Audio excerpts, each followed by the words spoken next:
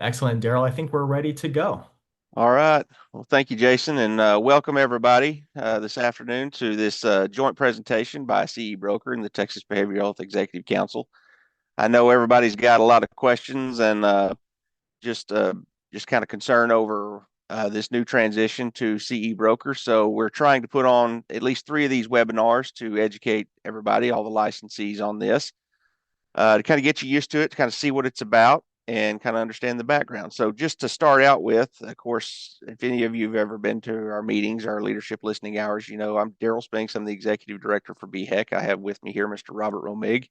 He's the deputy executive director for the council.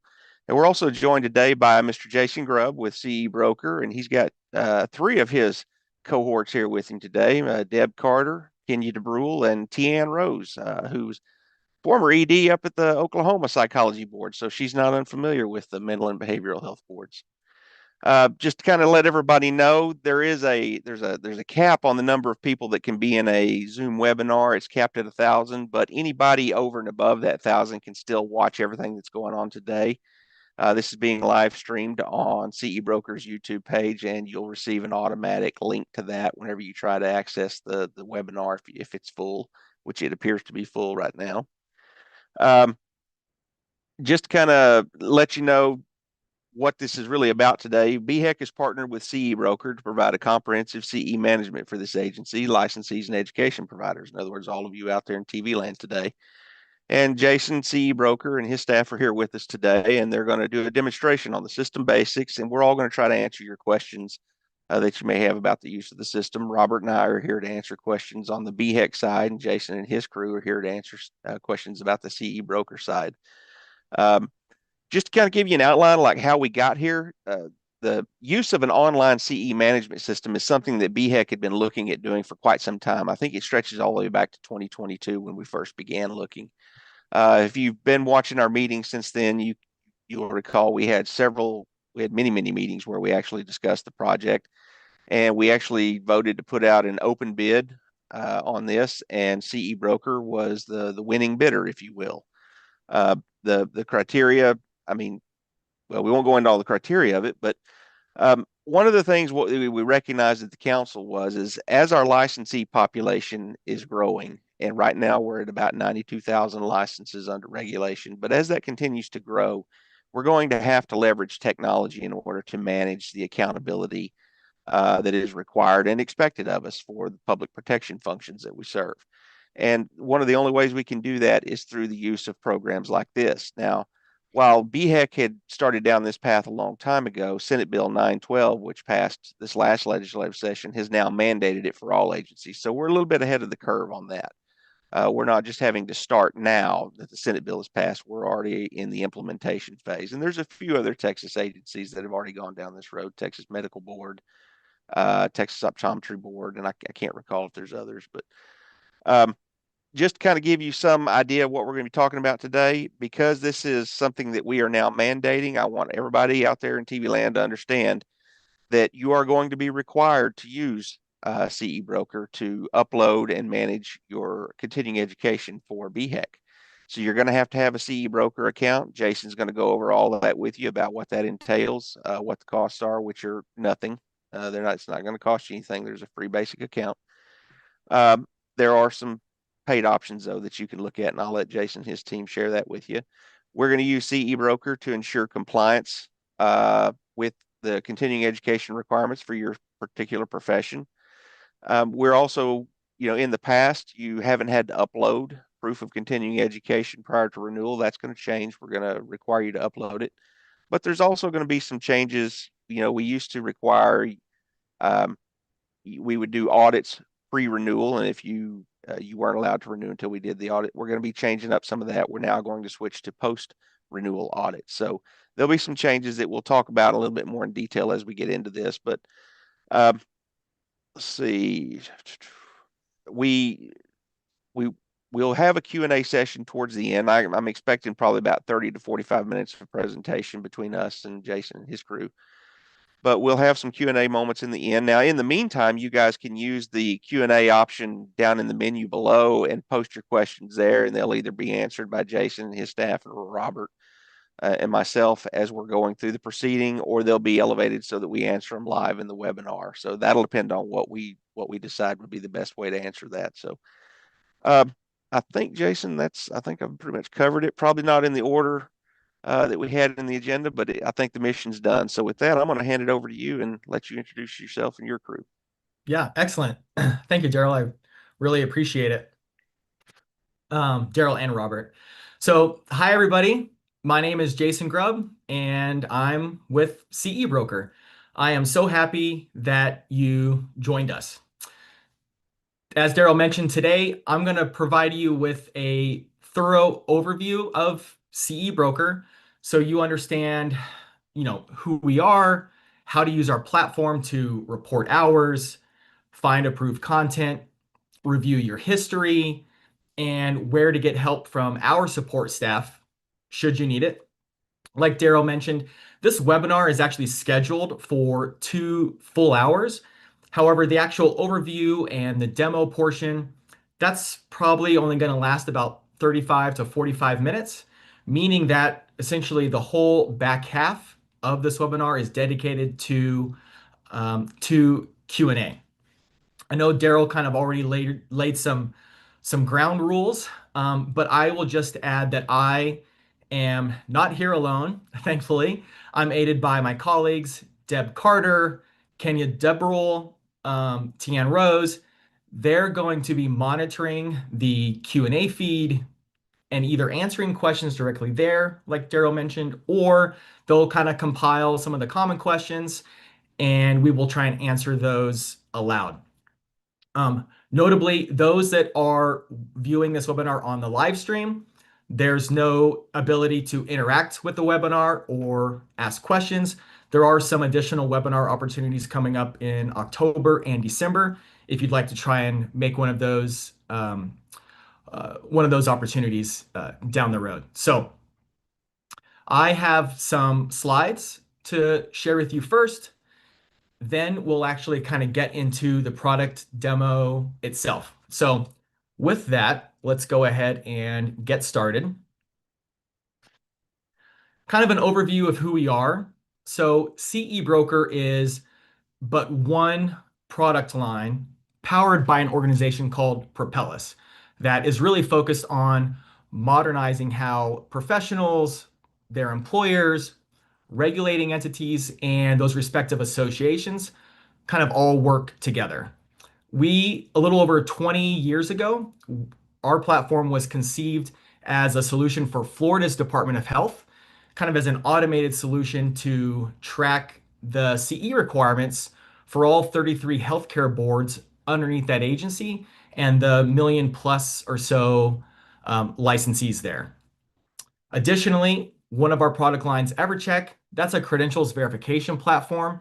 It's used by hospital and health system HR departments to basically ensure that healthcare workers and other employees that they're kind of clear to be out on the floor on any given day. And then additionally, we have a product line called ImmuWare. That's a comprehensive employee and occupational health monitoring software. Think of it sort of like Intuit, right? Intuit has Credit Karma and TurboTax, etc. Similar structure. Propellus has within it EverCheck CE Broker, which is the product line that we're here to talk about today, and ImmuWare. So I mentioned we started a little over 20 years ago. Since then, we've expanded quite a bit. We now work with a little over 300 agencies nationwide. That represents about 5 million licensed professionals like yourselves. And kind of the secret sauce to our platform is we have privileged relationships with thousands of educational providers as well. Texas actually marks the 12th state whose mental and behavioral health licensees we serve. So there is a good chance that your colleagues and peers in some of these other states on screen are already familiar with CE Broker and using us. Personally, fun fact, Texas is my home state. So I'm especially excited to bring our solution to a state that I know so well and love so much. I actually grew up just a little bit north of Daryl and Robert there in Austin in a tiny little town called Gerald, Texas. Went to college at Texas State. I might be aging myself here, but it was Southwest Texas State University back then. Go Bobcats. But yeah, so it's excited to add Texas to our list of mental and behavioral health uh, professions that we now serve. Our platform is not just for licensees. Rather, it is built with kind of all three primary stakeholders in mind. So the board, the licensee, and the educational provider, each of these stakeholders kind of have their own bespoke experience within our platform to help ensure that they can, in concert, complete their respective kind of piece of the CE life cycle, as it were. A couple quick points on course reporting, and I will detail this in more depth once we actually get into the demonstration. But there's two primary ways that your course completions make their way into our platform. The first is via self-reported submissions, where you, as the licensee, kind of go in course by course. You manually report those completions and upload corresponding documentation. I will show you that process as part of the demo, like I mentioned. But then additionally, because we do work with so many providers nationwide, those providers can actually report completions on your behalf. And they can do it in a number of ways, either individually or they can upload a bulk attendance roster from, say, an association conference, or some of the larger national entities.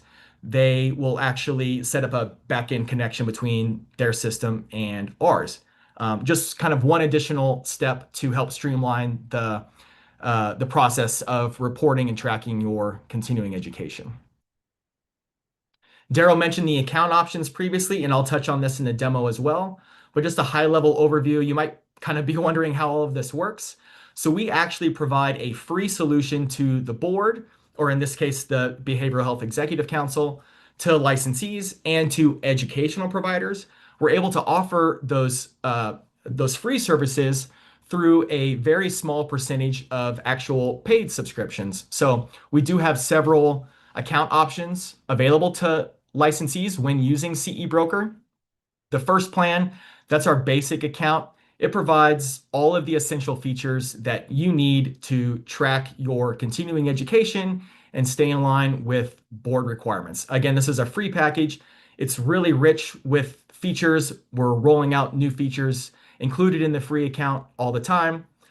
Of the 5 million licensees that are on our platform, the vast majority of them do use the basic free account. And so while, as Daryl mentioned, you are required by BHEC to have a CE Broker account, the basic free version certainly meets that criteria.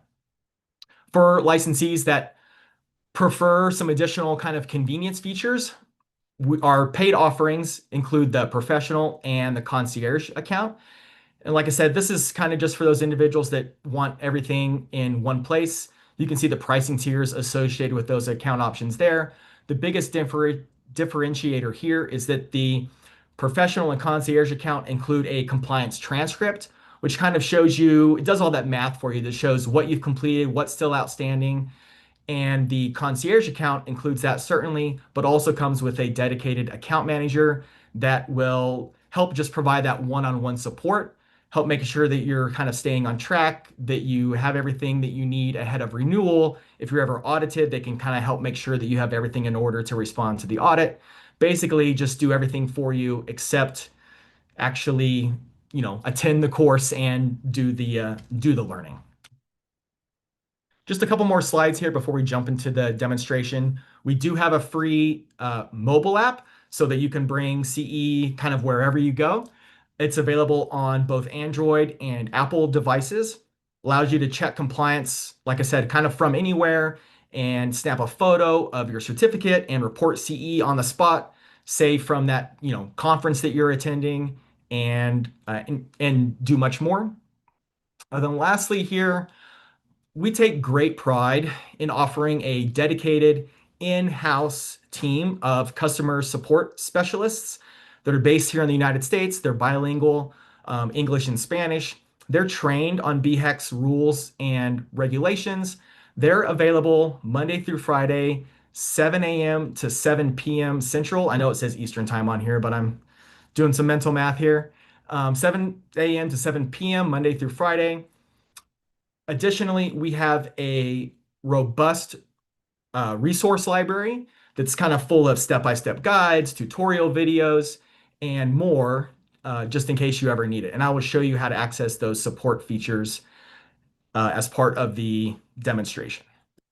So with that, let me jump over into the actual product demonstration itself. So this is our homepage. As a web-based software solution, everything done on CE Broker is accessed through our website, www.cebroker.com. Unless, of course, you're on the mobile app, then you'll use the mobile app. But this is what it looks like when you first come to our platform.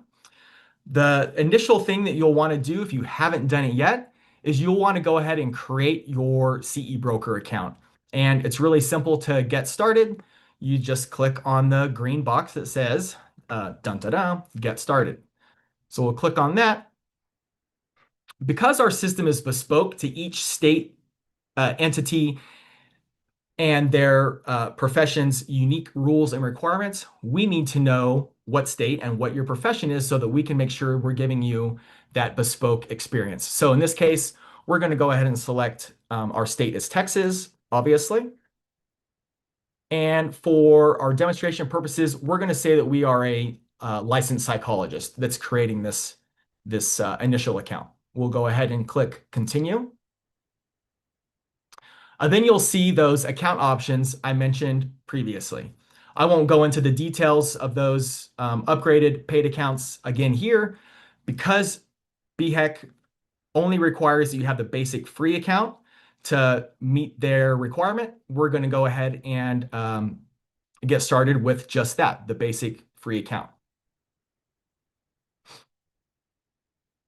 So we get data regularly from the board so that we can ensure that we're matching up our system to who you are. And the first place where kind of that happens is by entering in your license number. If you don't know your license number or you forgot it, you can click this link here. Make sure you're selecting the Texas BHEC board. Daryl mentioned we also work with the medical board and optometry. Select BHEC, and it's going to take you over to that license verification page. You can look up your license number in case you forgot it.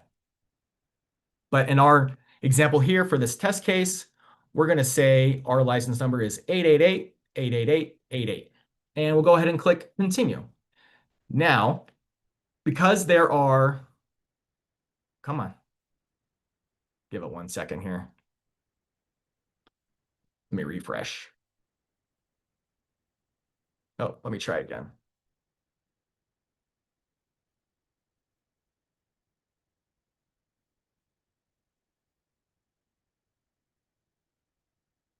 Sorry about that.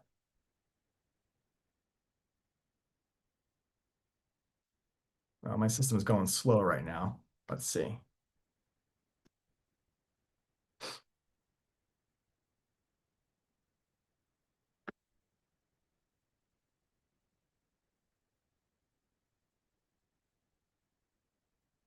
Just give it 1 second.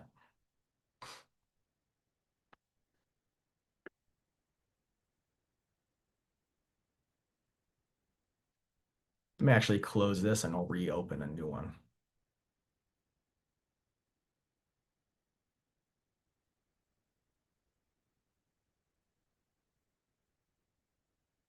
Oops.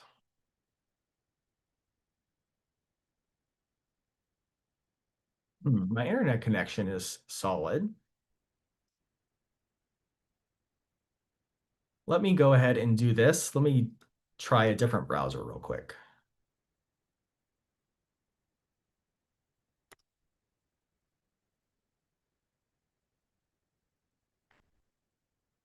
Bear with me, folks. I apologize. Robert, while he's doing that, you got any questions you want to answer live? If not, I'll take I one can real quick. unmute. Sorry, I was trying to unmute. Yeah, one very basic one just for everybody to know. I've gotten a couple of questions about when do you have to start doing this, and you may create your account now and start uploading CE right away. The starting on January 1st, if you try to renew your license, you will not be able to if you have not completed an account and uploaded your CE. And so the deadline for you personally will depend on when your license renewal date is. But I highly suggest you don't wait till the day before to try to create your account and upload everything.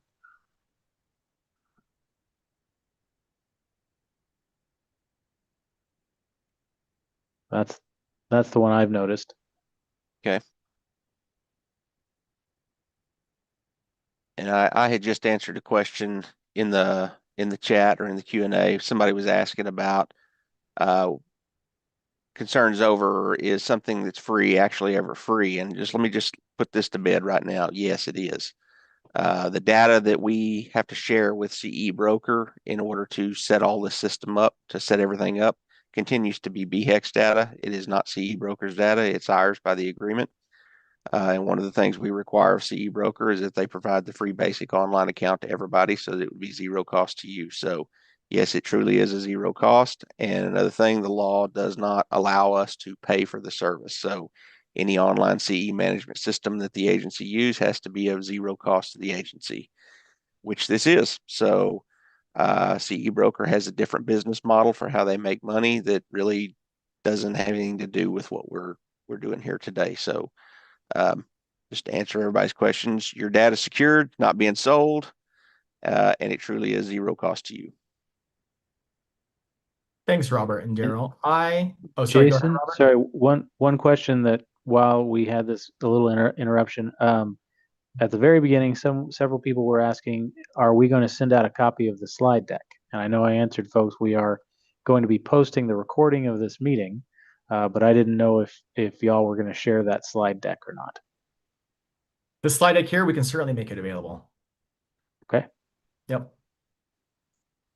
So I don't know exactly what's going on, but for some reason right now, the sign up function seems to have a little glitch. So let me go ahead and just sign in to the test accounts that we've already created for demonstration purposes. We can go ahead and start there and at least show licensees kind of how they report CE, how they view their history, etc. We'll try and come back to the actual sign up flow towards the end. Maybe it'll be working by then. So let me just grab these test credentials that I created for our demonstration purposes, and I'll go ahead and sign in here.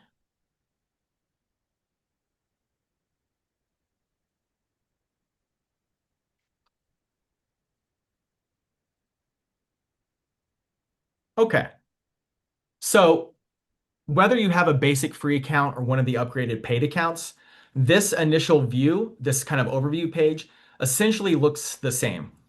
The only distinction here is the basic account will just provide a binary complete, not complete.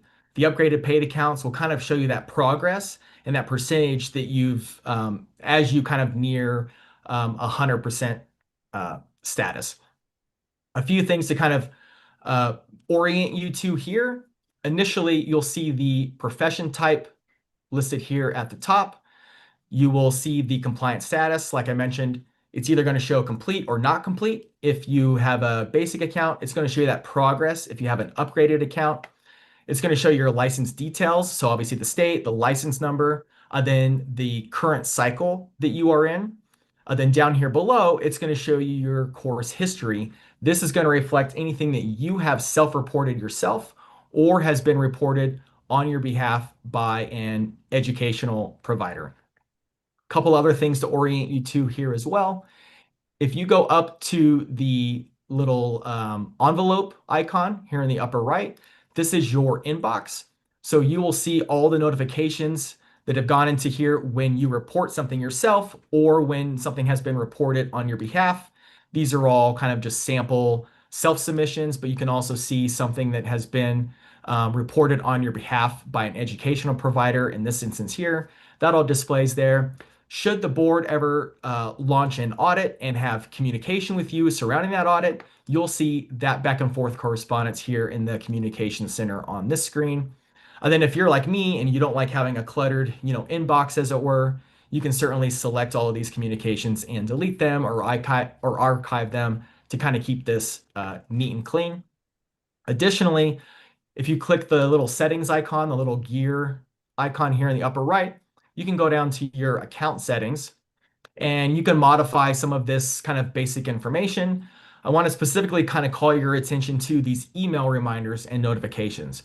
So our system is the default is to send those email reminders to licensees, both when you have completions, either that you have self-reported or have been submitted on your behalf. If you only want to receive those in the message box and not get emails, you can certainly make that selection here. Then additionally, our system will send reminder emails to licensees as their continuing education deadline nears and or as their license or certificate expiration deadline nears. Then if you've loaded any credentials into the system as those deadlines near as well.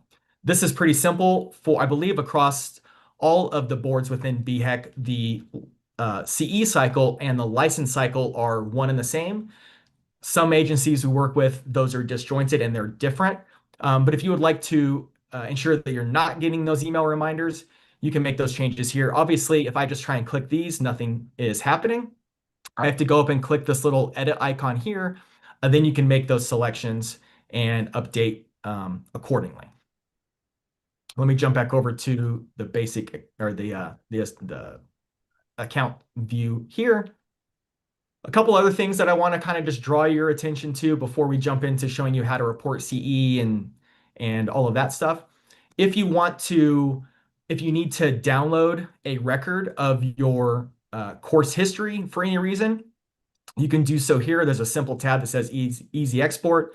This is available, of course, across all of the account levels. You can click export and it's going to create a PDF for you. So you can store that for yourself. You can send that to an association or whatever the case may be where you need to demonstrate your completion of those various hours.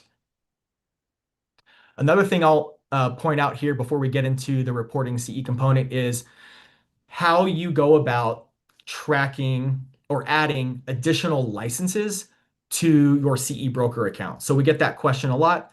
Do I need multiple CE broker accounts if I have multiple licenses?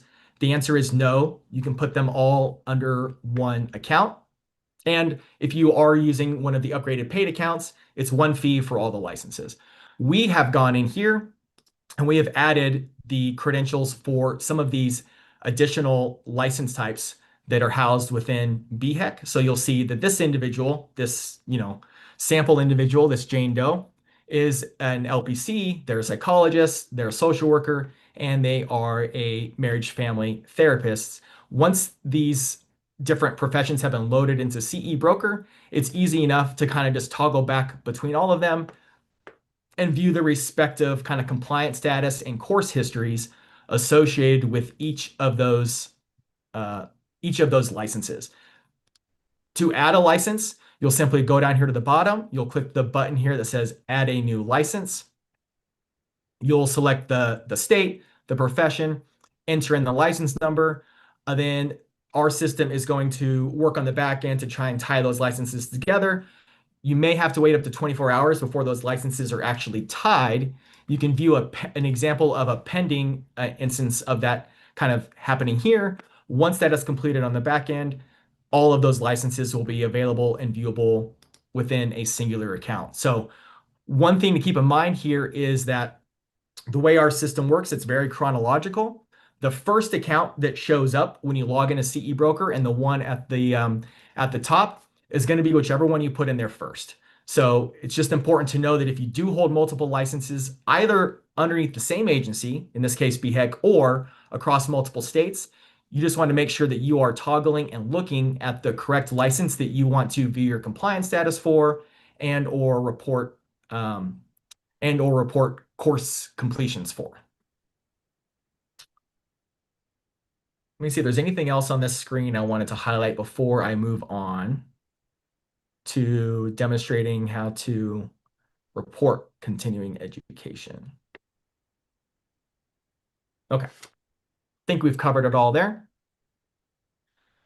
So let's say you are this LPC in this example, and you have a substantial amount of continuing education that you still need to complete ahead of your July 31st, 2026 deadline.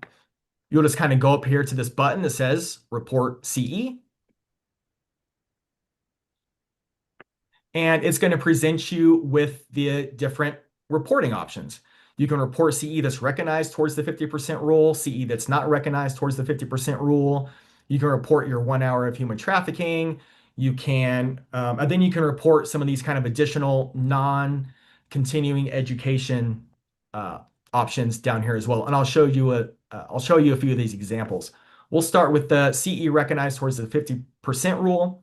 First of all, you'll notice under each of these reporting options, there's some more information. So you can click this drop-down arrow. It's going to say learn more. This kind of outlines specifically what counts as meeting that 50% rule, kind of the established guidelines for the types of educational providers that you need to take that content from, so you can review that ahead of reporting.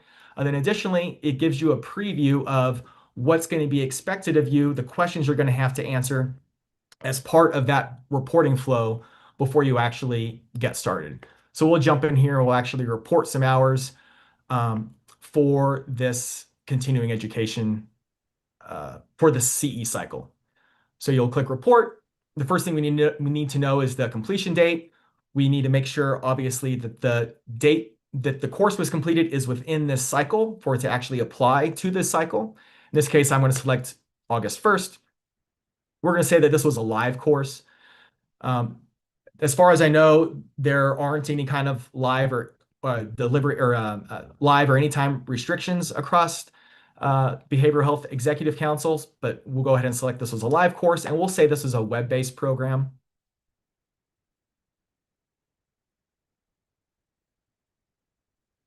And then we're going to go ahead and say we want to report, let's say we took a 7-hour course in ethics. We're going to report 7 hours. We're going to click continue. And it's going to ask you some basic kind of attestation questions. What is the name of the course? I'm going to put ethics course test. It's going to ask you what's the name of the educational provider you took the course from. I'm going to say ethics provider test.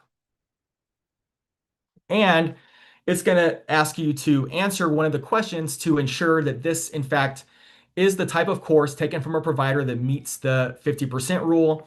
In this case, let's say this was a provider that's approved by maybe another state's board of counseling, for instance. So we can say city, county, state, or federal government entity approved this provider or this course. We'll click continue. It's only after you have answered those attestation questions when our system is going to let you upload verifying documentation. So we'll go ahead and attach our evidentiary documentation that corresponds with this course completion. I have a sample certificate loaded here on my desktop. We'll go ahead and upload that sample certificate. We'll click continue, and you'll get a screen kind of asking you to verify and attest that what you're submitting is true and accurate. Then you can go ahead and submit CE.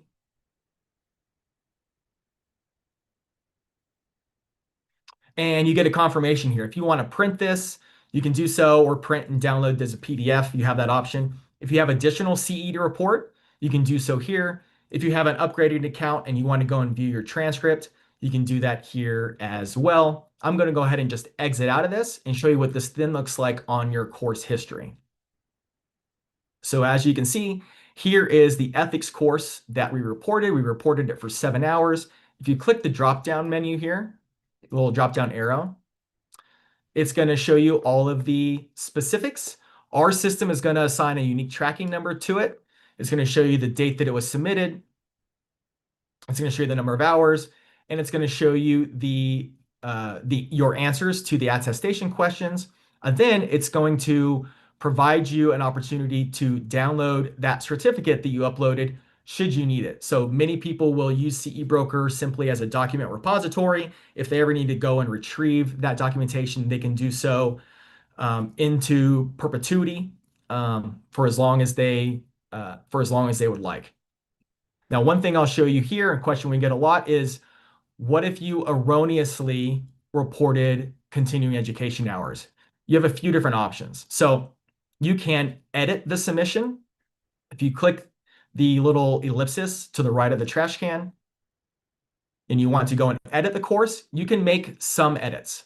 You can edit the name of the course, the name of the provider, and the completion date. You cannot edit the number of hours. And if you need to change the number of hours, like the little pop-up here indicates, you need to delete the entry and then resubmit it. So for our demonstration purposes, let's go ahead and do that. I'm going to delete the submission. It's going to ask you, are you sure you want to delete it? We're going to say yes. You'll see that immediately updates the history. So now let's go back and re-report it, and I'll show you a couple other features of our platform as part of this process. So I'm going to re-report that exact same submission, CE recognized towards the 50% rule. I'll report it. Let's say our completion date was correct and the course type and the delivery mechanism, that was all correct. But let's say, oh, it was actually an 8-hour course. I want to make sure I'm getting credit for the extra hour. I'm going to change this to 8 hours and I'll click continue. We'll re-answer these questions.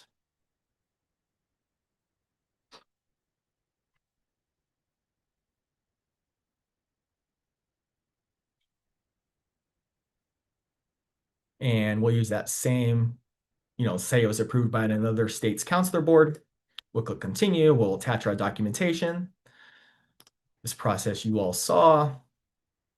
And click continue. We'll answer our attestation question and go ahead and submit. And we'll jump back over to our course history and we'll see there it is again, and it counts for the 8 hours. Now, if you have an upgraded account and you can see the little compliance tabulation has updated, we're a little bit closer to reaching our goal of 100%. If you have an upgrading account, you do have the ability to view that course transcript, which I mentioned before. I'm going to show you what that looks like real quick. So if you have an upgrading account, you can see this transcript, which kind of maps out all those hours and kind of specific subject areas for you. It gives you a little bit of additional visibility. We can scroll down here and we can see that we have satisfied our requirement of the 5 hours for ethics. However, we reported 8 hours because BHEC allows hours to roll over from ethics and distinct populations, for example, into the kind of general requirement or the remaining hours required area.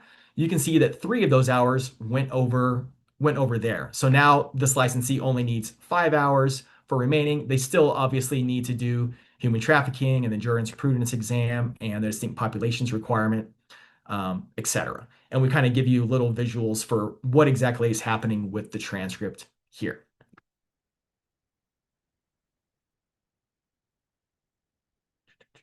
So let me also show you what happens if you are trying to report hours outside of the rules set forth by BHEC. So I'll use another example.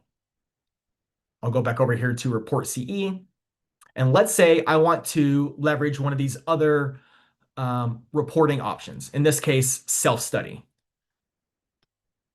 If you click on the learn more, you can learn a little bit more about this reporting criteria.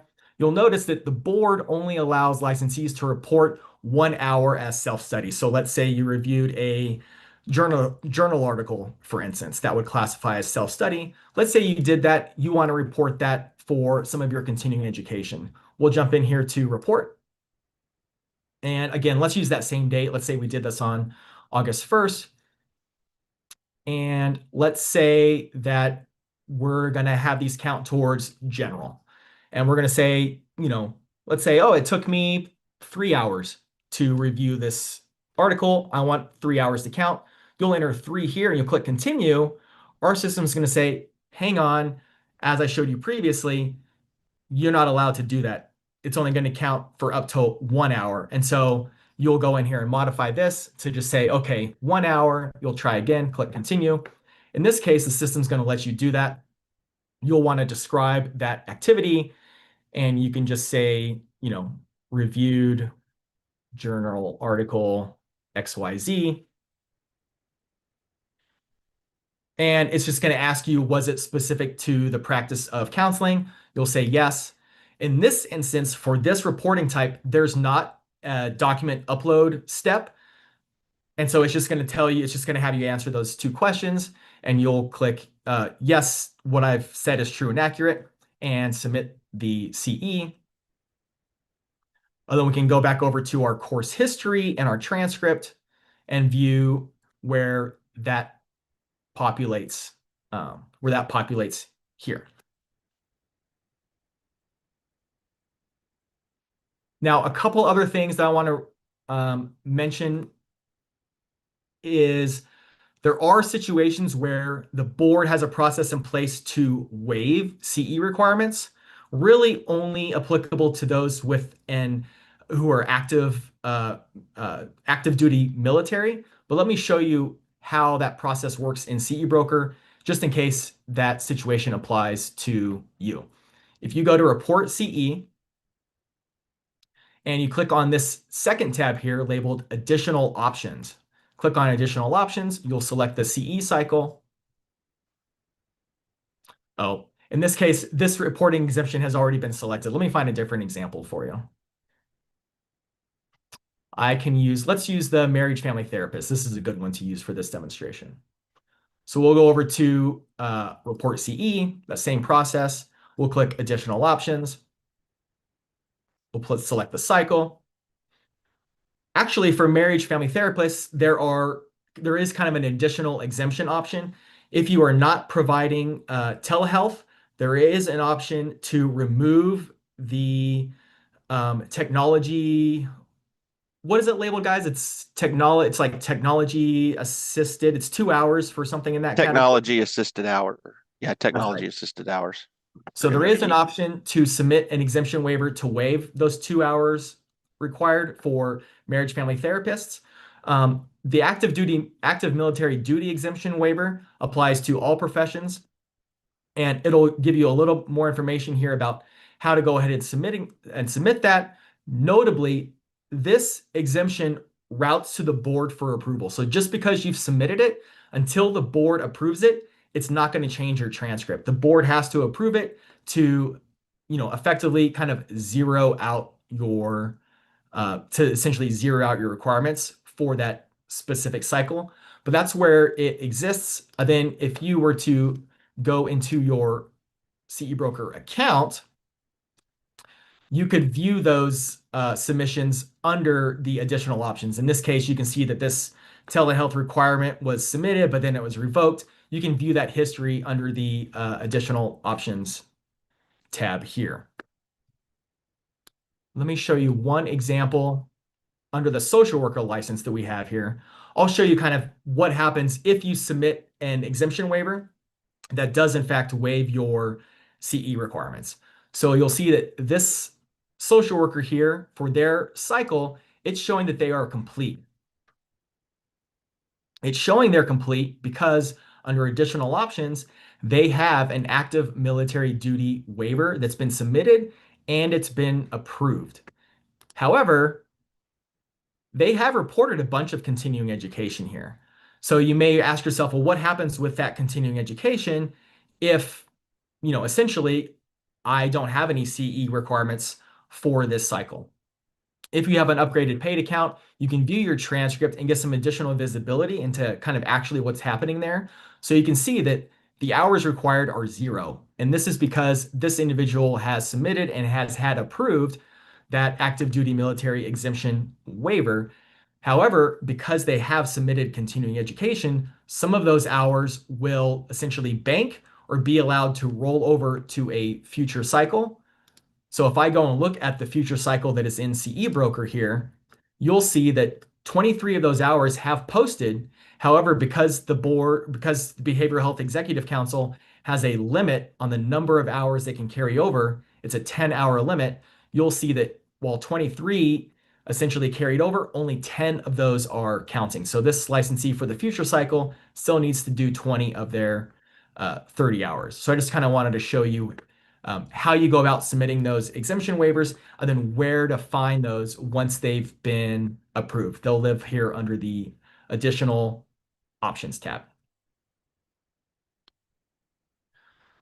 A couple other things I'll show you here quickly is in addition to reporting continuing education that you have already completed, let's say you're in a situation where your deadline's coming up and you have not done the required continuing education, you can actually find content directly within our platform by clicking the Take CE button here at the top of your account. So this LPC license, we'll go ahead and say, let's take CE. This will take you over into our CE Broker Marketplace. And this is where education providers can list their courses to be found by you, the licensee. And because it's coming straight from your CE Broker account, it knows that you are a licensed professional counselor in Texas. It's going to show you courses specific to you and your profession. If you, for some reason, find yourself looking at the wrong profession, you can change that here and you can sort by subject area. So let's say, for instance, you want to find just courses that help you meet the ethics requirement. You can sort by that. It's going to show you some courses specific to the ethics requirement. You can also search by education provider. If there's a specific provider who you like taking content for and they're on our platform, you can search for them here. You can search for courses that are live, that are self-paced. And you can use a keyword search to find specific content maybe related to,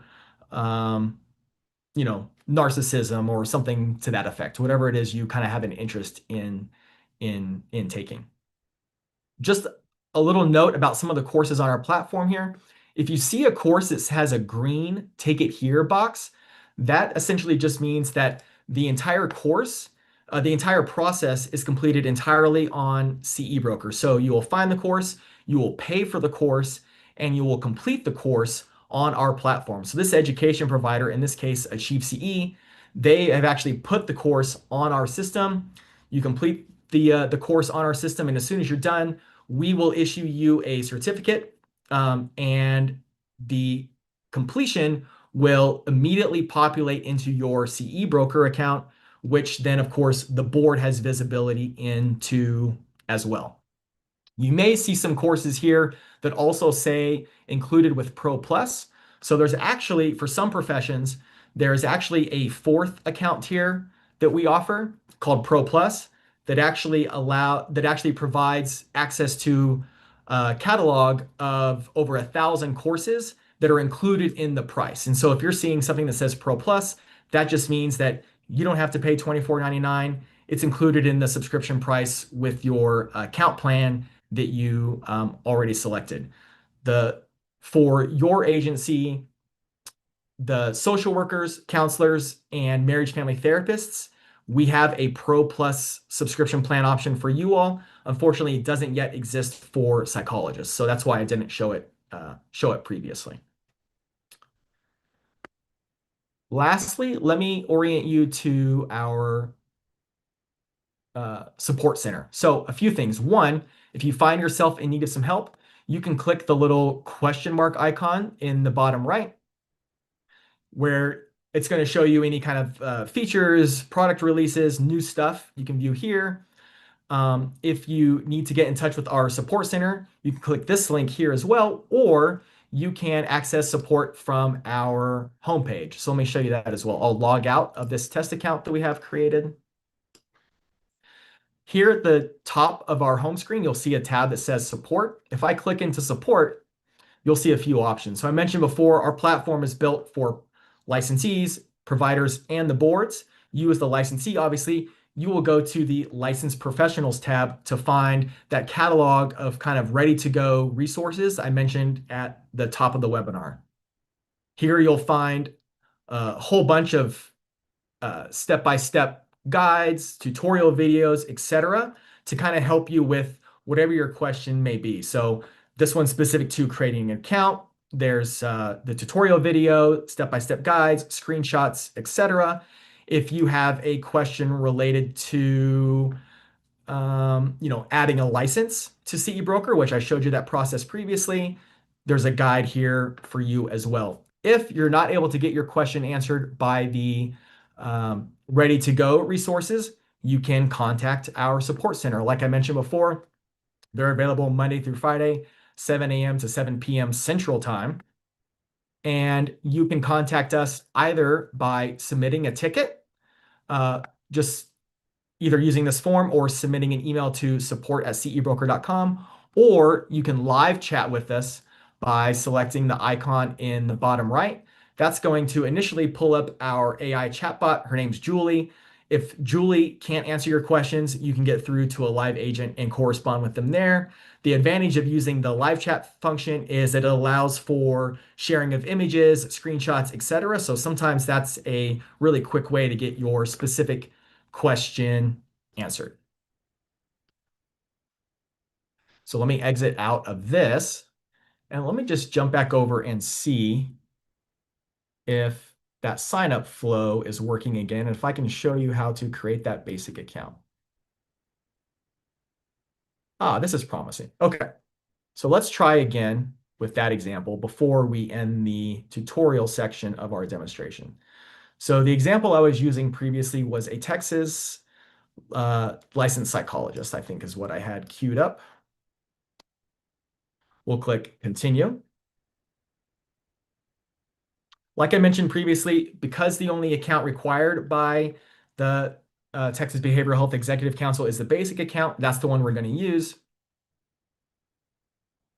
And let's use that same license number we referenced previously, 8888-888.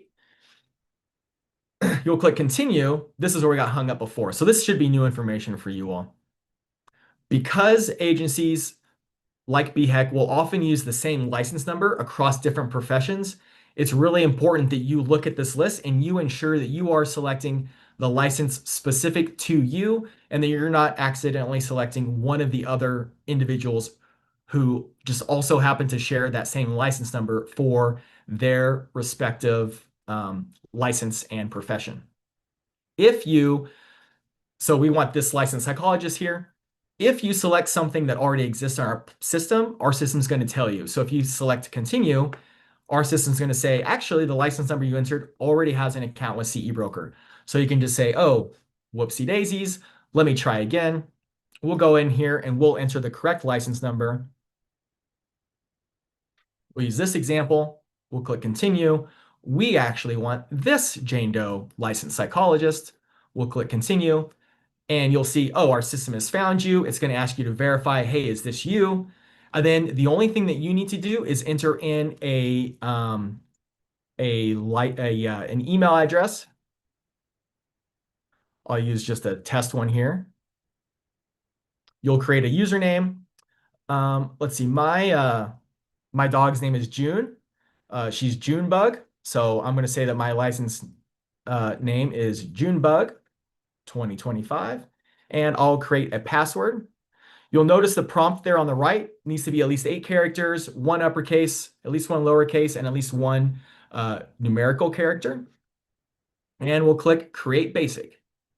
And as soon as you do that, it's going to take you right into the basic account, which should look familiar as I demonstrated previously. This is very similar to the previous account types that I showed you prior. However, like I mentioned before, this free basic account just shows a binary complete, not complete. It's not going to show the progress bar as it were. However, with that, I think that's everything that I had slated to show you as part of the demonstration. So with that, I guess first, I'll turn to my colleagues, Deb or Kenya. Is there anything that I missed that I should go back and cover quickly before we get into questions? I don't think you missed anything. We did get a lot of questions about tracking for multiple licenses and where you can find that. I know you did cover that, but if you wouldn't mind just going over that one more time, we did get a lot of questions about that. Yep. No, great question. We can certainly do that. So we'll just use this basic free account that we just created. So in this case, this licensed psychologist, they only have the one account in CE Broker. If you want to add an additional license, and like I mentioned before, whether it's an additional license you hold within the Behavioral Health Executive Council, or if it's a license from another state who we also work with, I showed you um, that slide that had the other 11 agencies that we work with, then you can track that license within CE Broker. You'll just select this little plus icon that says add a new license or certificate. Give it a second to load. We'll say, well, in this example, let's say, so we also track for instance, the Kansas Behavioral Science Regulatory Board. So let's say you have a license in Kansas, and let's say you're a marriage family therapist in Kansas. So let's select this licensed clinical marriage and family therapist as an example. I actually have this queued up. Let me find that license number and drop it in here. So in this case, for that profession, for that board, for that profession, they have to include the kind of alpha characters. We'll just select add a license, and you'll see it's going to say verifying license. You'll receive a notification when your license information is ready to be added. Like I mentioned earlier, this process can take up to 24 hours, so don't panic if it doesn't happen right away. But if you then go back into your account and you select the dropdown, you will see there where that additional license is currently kind of pending verification. Do you think that answers that question, Kenya? Yeah, I think so. I think it was mostly just where it was located and how to add additional licenses. So I think that answered the question. Perfect. What other questions are there that we can answer? We have a little over an hour here, so we want to make sure that we're as transparent as possible and making sure that people feel like they have their questions answered. A couple of the questions that we received are related to the carryover hours. Like this one, for example, says, what about the carryover CEUs from last renewal period? As a social worker, we can carry up over 10 hours. How can I add these? Also, what about hours earned during my birth month? Will these count during current renewal? The birth month question, I'll default to the board to answer. The initial question around the carryover existing hours from a previous cycle that you want to apply to this cycle, that is a great question. The issue is that because we just launched with this board, there are no previous cycles in CE Broker. The cycles kind of start from now. And so naturally the question arises, well, how can I report a completion from a previous cycle when there's no place in our system for that completion to go? Moving forward, after a few cycles, this won't be an issue. But currently, the best way to go about rectifying that is if you have, like you mentioned, up to 10 hours from a previous cycle that you want to count for this cycle. And I've conferred with Daryl and Robert on this. The best way to go about doing that is to modify the completion date to fall within this cycle. And so it'll populate into this cycle, and know that the board may launch a post-renewal audit to verify those submissions and that documentation as part of you leveraging that carryover rule. Is there anything that you, Robert, or Daryl would like to add to that point? Yeah, just that we recognize folks are wanting to carry over their 10 hours. Just uh, be logical and upload it. Put a date in that's within this renewal cycle. Um, the first date, the last date, something so that it fits in, and just indicate in the description that you're doing the 10-hour carryover. Um, Right. Going forward, you won't have to do that. It'll automatically carry the 10 excess for you. But for this time, that makes sense. To the question about uh, credits taken during your birth month, the renewal cycle is tied to your expiration date. And so it it simply is the case that if you take a course before your renewal date, it goes into that cycle. And you can have the 10 over carry hour, but it won't carry over to the next. And certainly, I know in the past there's been some wiggle room, but now that we're having all this reported, there's just not a way for you to say renew your license early and within that time period after you've renewed, but before your date, take more CE and put it on to the next cycle. The system simply won't allow that.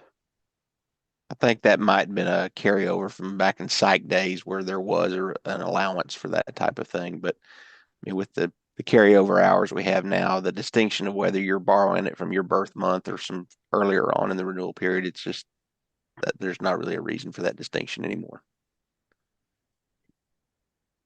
So if you've gotten all your hours done and you've renewed your license early, enjoy the fruits of your labor. Take a break. Wait until after that date to start doing more CE.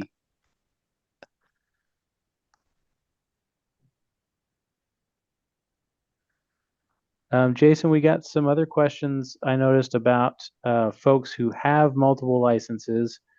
You talked about adding the license to the accounts. They were asking if they report the CE into one account, will it show up in the other account, or do they have to double report? That's a great question and one we get often. The answer is a little nuanced. It depends.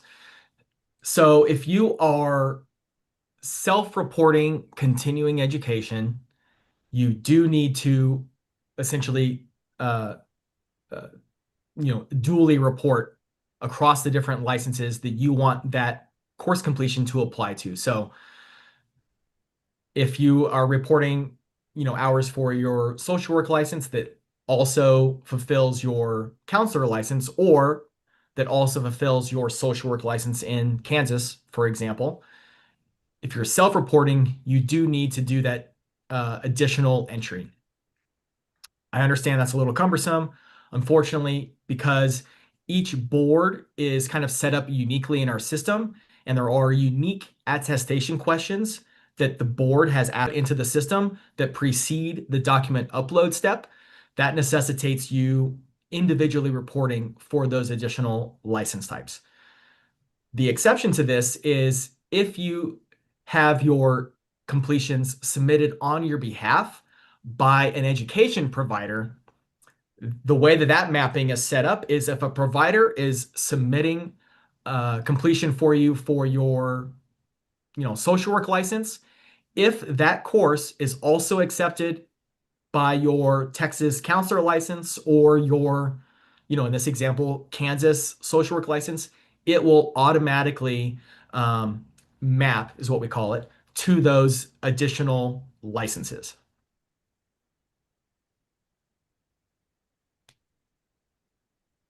Another question we got is, can you set up an account as an LPC associate, or do you have to wait to be fully licensed in Texas?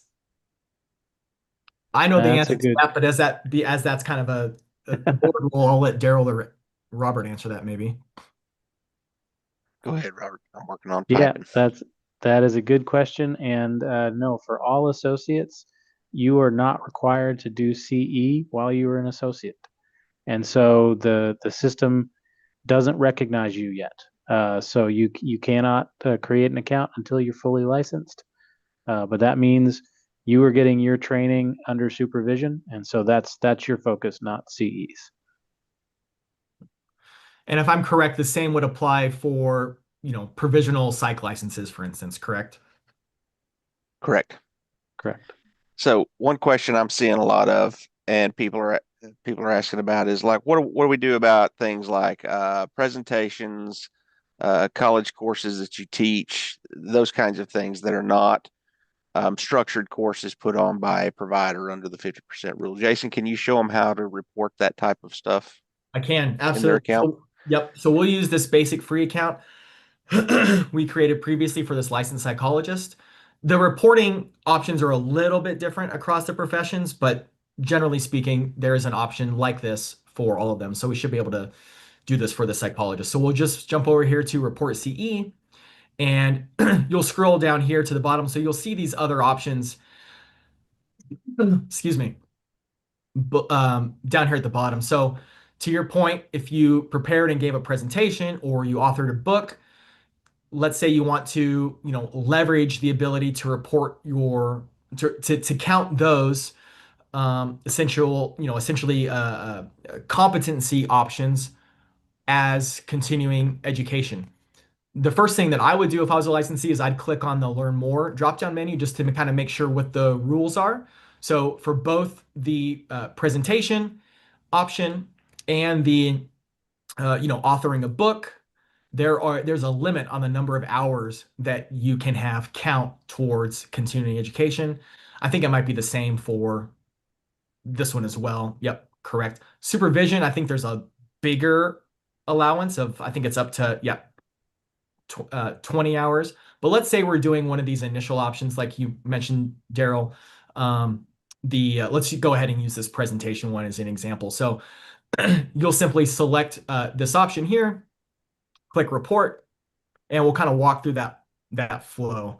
So let's say that this presentation was given on, for example, August 1st.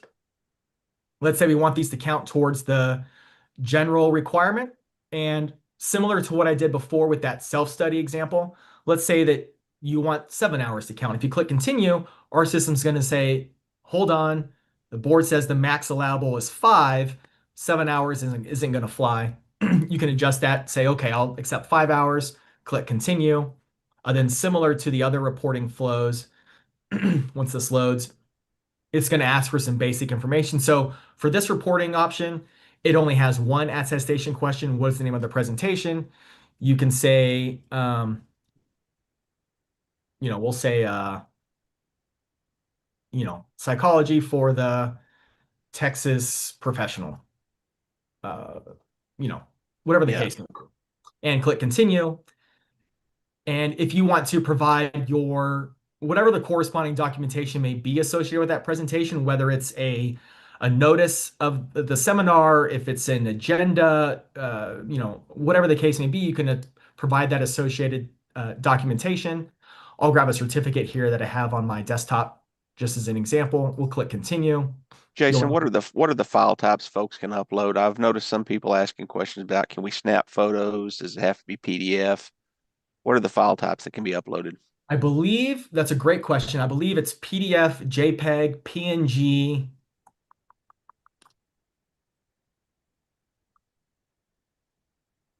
Yeah, I would have to get back to you on exactly knowing what the limitations are, but those are the general. Let me help everybody out there in licensee land. If you've written a book, do not scan that entire book and upload it to us. It's okay if you just want to scan, just shoot us a picture or take a PDF of the cover, something with your name on it if you've written the book. Same thing if you've done a presentation article. We don't need the whole thing. We're just looking for some sort of documentation or verification that you actually did whatever this self-directed CE credit is. So this is not gotcha law, everybody. A lot of people, I think, feel like it is. We're not trying to play gotcha law here. We're just looking for some kind of verification that, hey, if you say you did a webinar or you say you did a college course, you did it, just give us something that we can go on in this. So hopefully that kind of allays a lot of fears. I'm seeing a lot of questions about what is the 50% rule.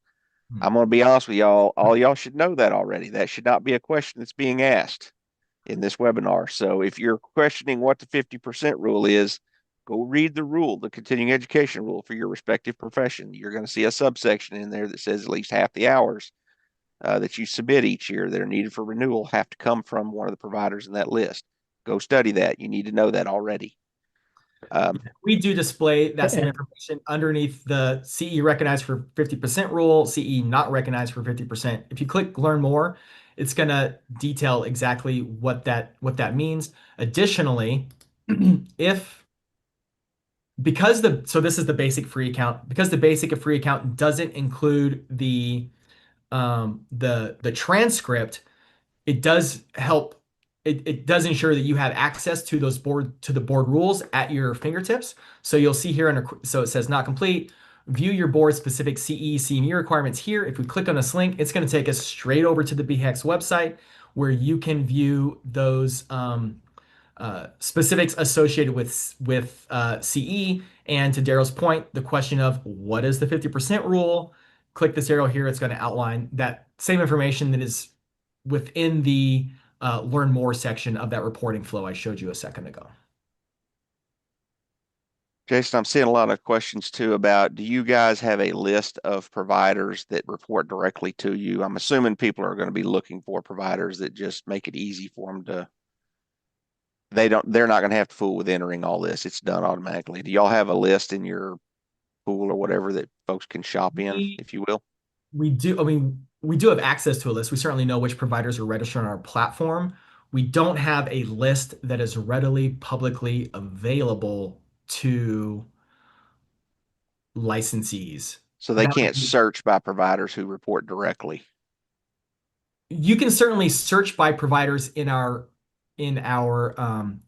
course search. So if you go to find courses, there's not an option in any provider that is listed on the CE Broker marketplace is reporting completions directly into CE Broker, whether they have, whether they're actually hosting the content on our site and they have that take it here button I mentioned before, or it's what we would consider uh, it's what we would consider an organic listing, which so you see down here Yeah. towards the end, there's some options here. So these educational providers, in this case, professional development resources, they do not host the content on our site. If you wanted to take this course, you can click on this link here.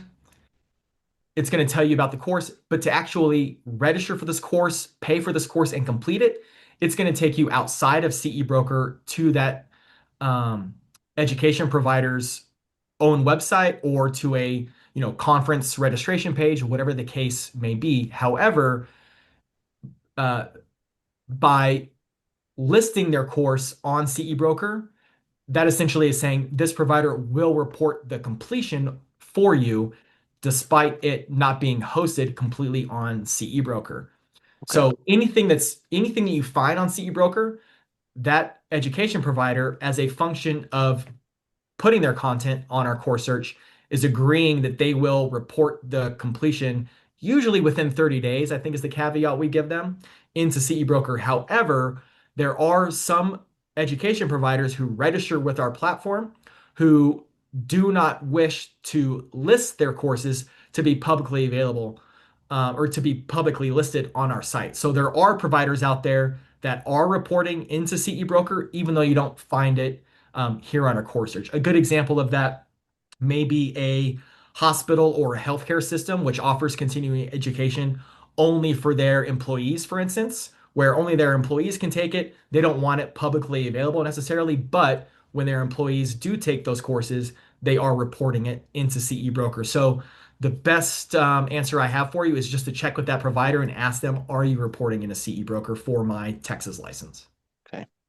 Yep. And I'm seeing a lot of questions folks are asking about, do courses, there's some confusion of people about what if CE Broker the actual provider. No, folks, CE Broker is not the actual provider of these continuing education programs.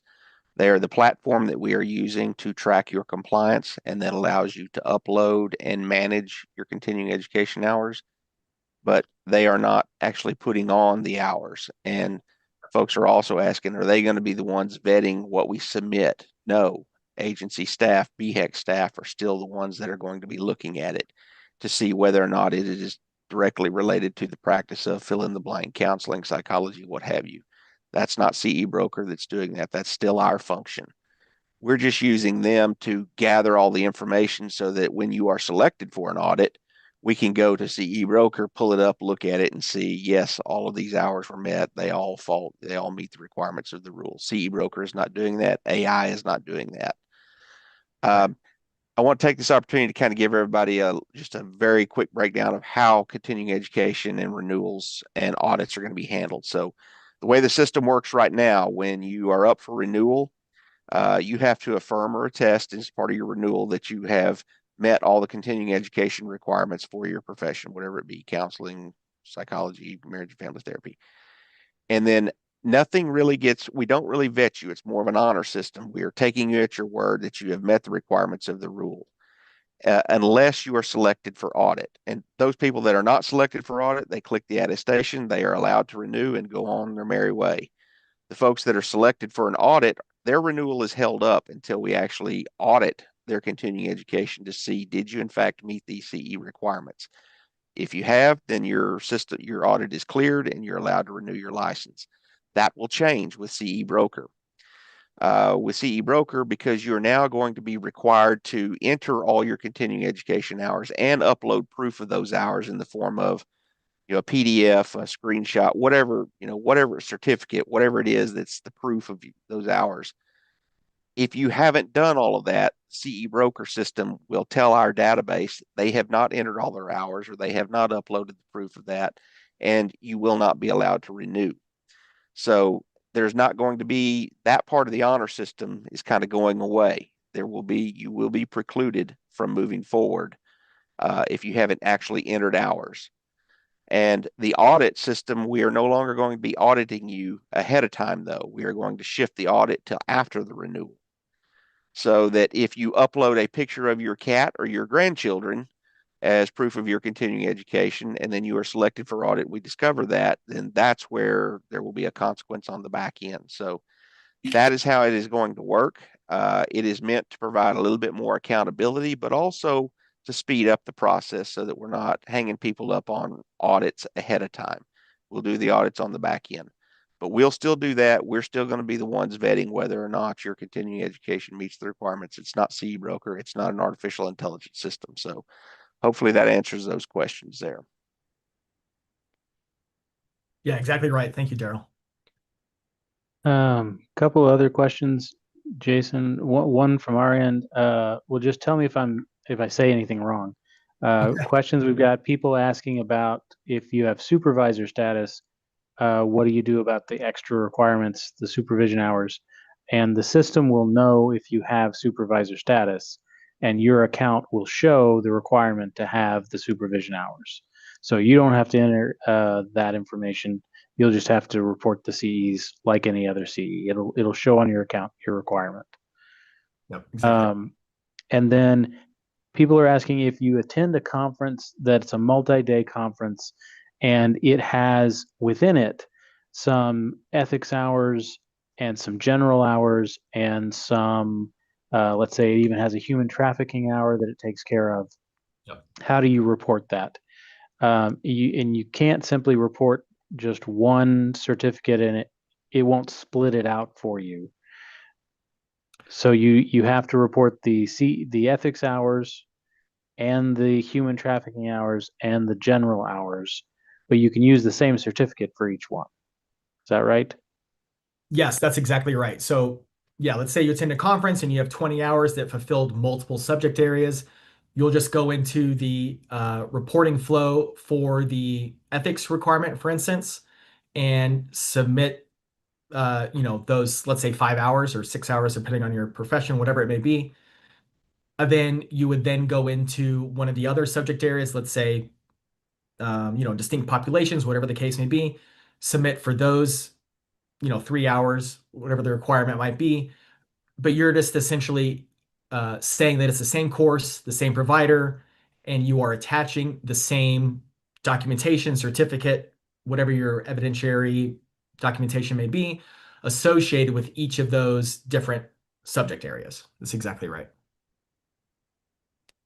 And another question, several folks asking about if they're using the basic account, it doesn't have the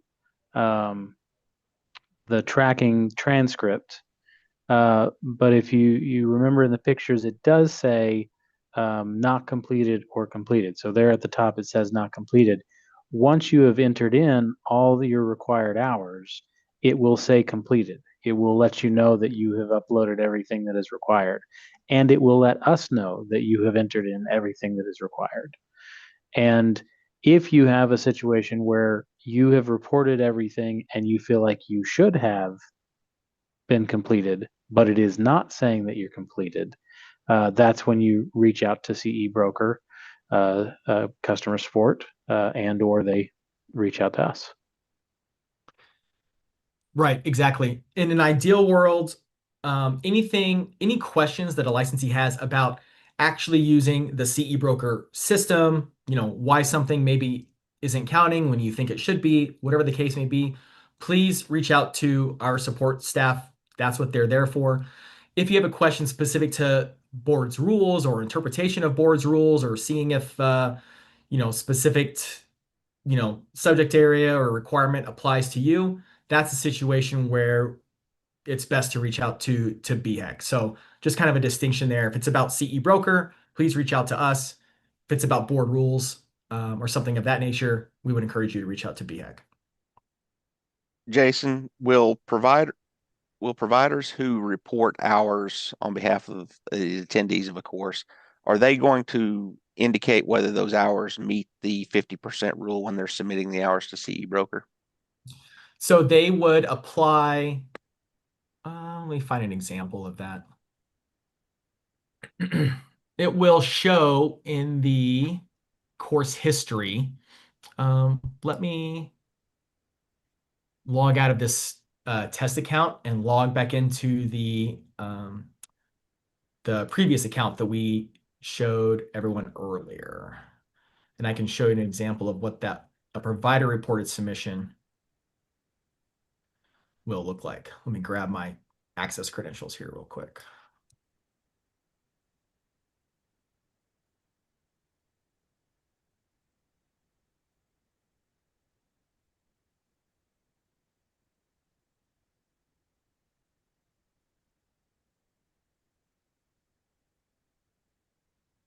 Okay, so for instance, you'll see this under this LPC licensee.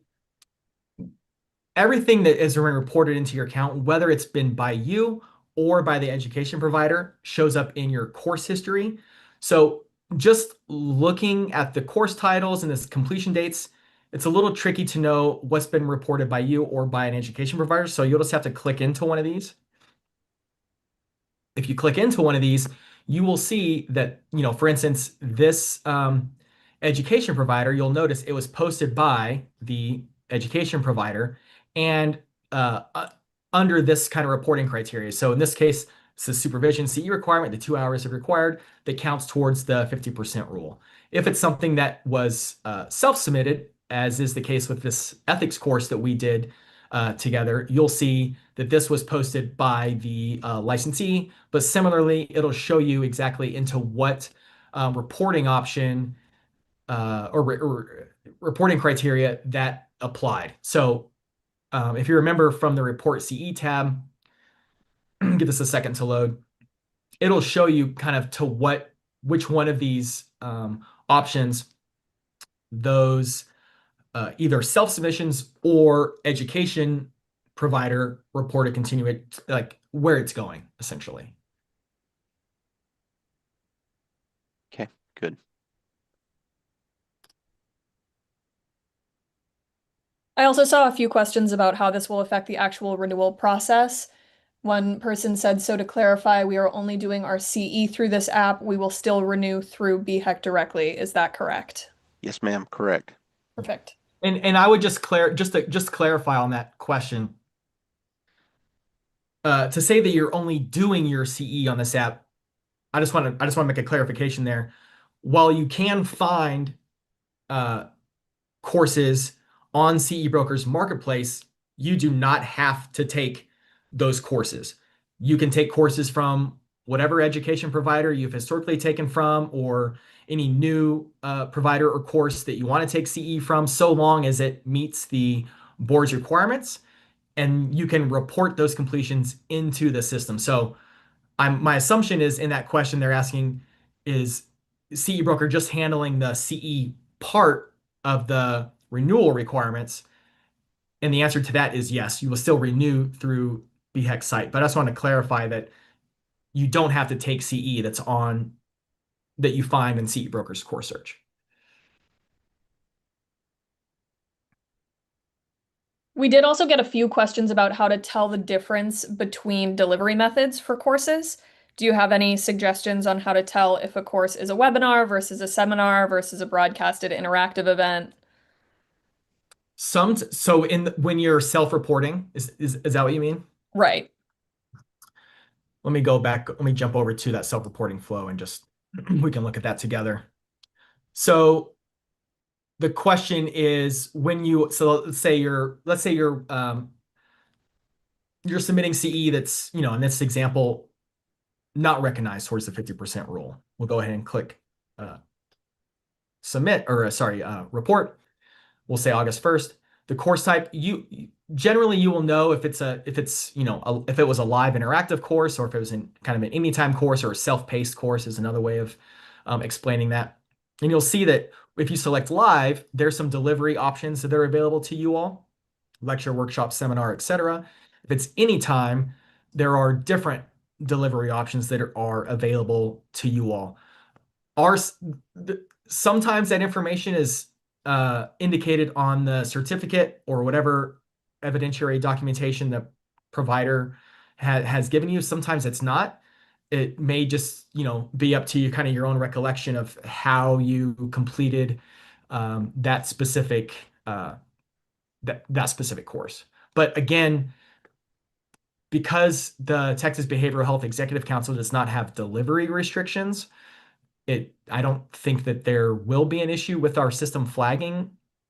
No, it's kind of a distinction without a difference for our purposes. In other words, you're not going to get dinged if you select, well, it's a broadcast interactive versus a virtual I don't care. What I'm looking for is it the requisite number of hours, either cumulative or ethics, supervisory, technology assisted, distinct populations, those types of things.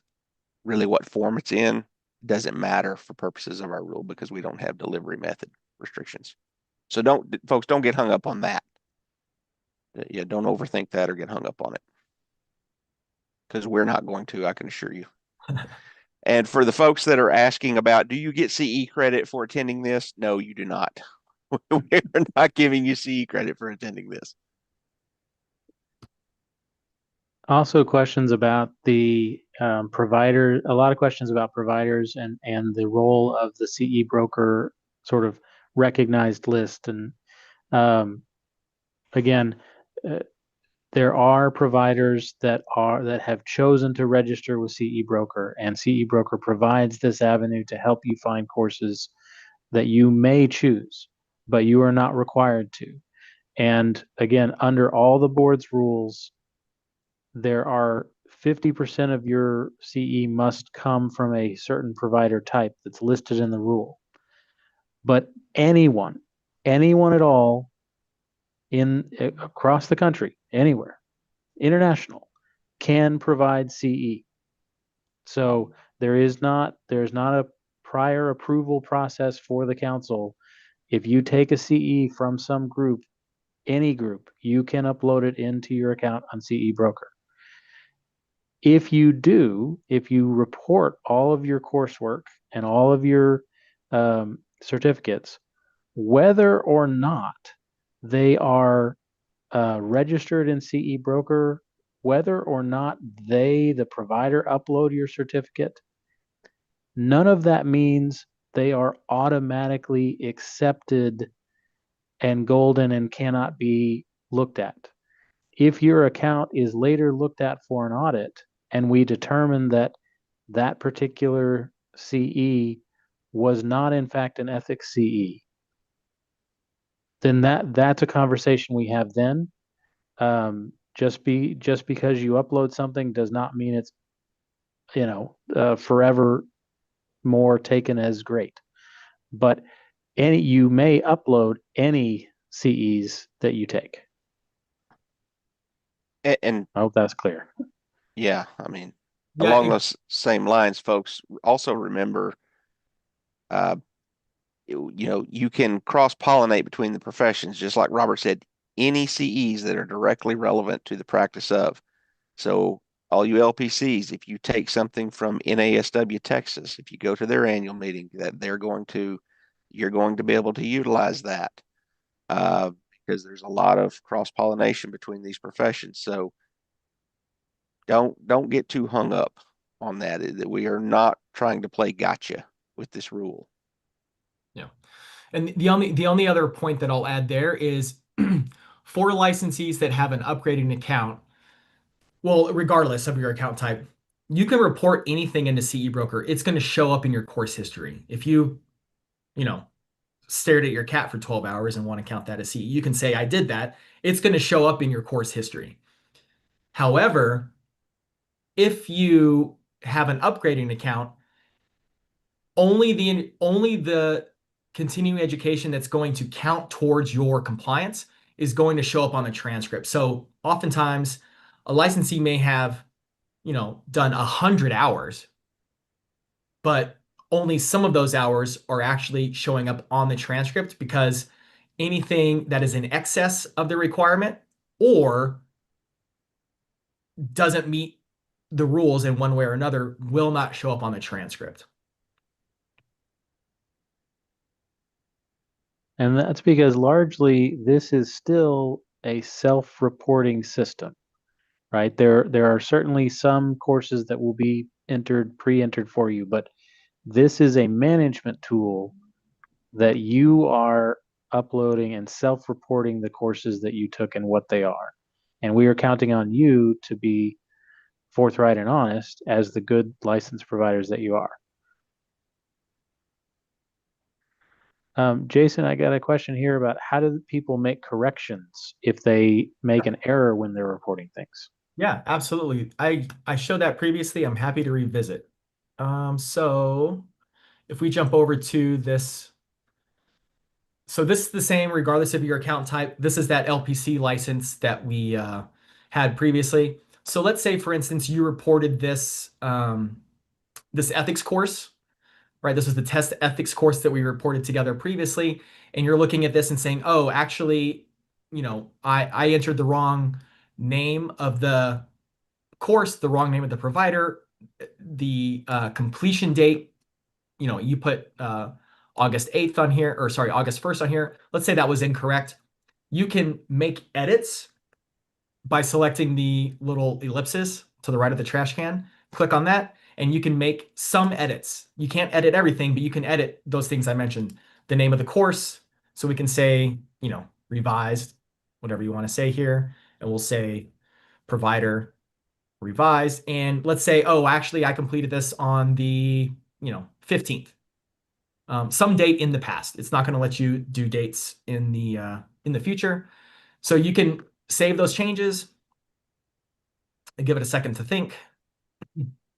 And it's going to apply those revisions. So you can see there that we have changed the name of the course, we changed the name of the provider, and we changed the completion date to now be the 15th. However, if you need to change the number of hours, you cannot do that with the edit functionality. That requires you to delete the course and resubmit it. So you can either delete it with the ellipses to the right here under this view, or you can expand it and you can delete it with with this option here. Let's go ahead and delete this course. We'll delete it. It's going to ask you, do you want to do that? Are you sure? You'll say yes. You'll notice that it's gone from the course history. And you'll notice the tabulation in this upgraded account change because those 8 hours are no longer applying. You can now go in and re-report it. A point that I didn't show previously, if you want to view anything that you have previously deleted, click the removed button. It's going to show you those courses. So here's the example that I just deleted, and here's a bunch of other kind of test courses that we were in here just as part of the testing and configuration of this for the And demonstration. this is the same on the basic account too, correct? It's exactly the same, correct. Okay. Now, Yep. Jason, what if they miscategorize it as a course recognized under the 50% rule, and in fact it was not? You have to do the delete and re-enter the course, same as you would have changed in the hours, correct? Exactly, correct. Okay. So there was a question in the bank about that. So hopefully that person is listening.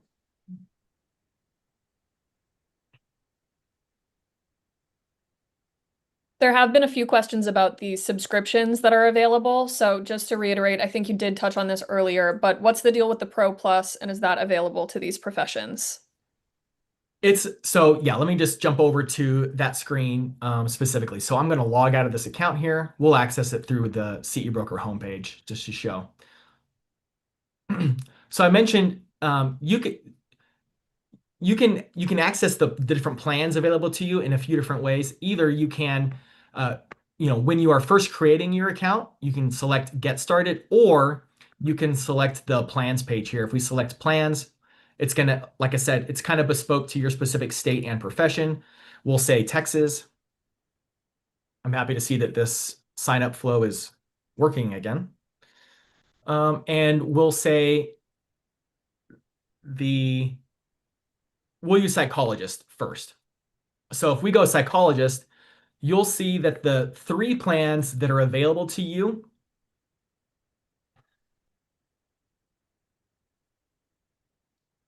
give it a second. You'll see that the three plans available to you are the three plans that I showed previously and were included in those initial slides. The Pro Plus offering currently does not exist for psychologists because those are essentially based on a special agreement we've worked out with those education providers to put their courses into that Pro Plus catalog. There's some unique accreditation and approval criteria for psychology courses that have prevented us from getting them into a Pro Plus category just yet. However, if we were to change the profession, so this is an opportunity to show you something here as well. If you accidentally select the wrong state or profession, you can kind of change that here. So we'll select Texas. And let's say this would be the same for a social worker, a counselor, or a marriage family therapist in Texas. So let's do MFT. We'll select this option. You'll see there's an additional plan option available to you, which includes Pro Plus. So essentially, this account tier includes in the price, in this case, $99.99, it includes access to a catalog of courses in the course search that are included in the price. Instead of paying for the courses a la carte, you can select this option. Then when you are using our course search, so we'll go over here to find courses. We'll make sure that we are a Texas MFT.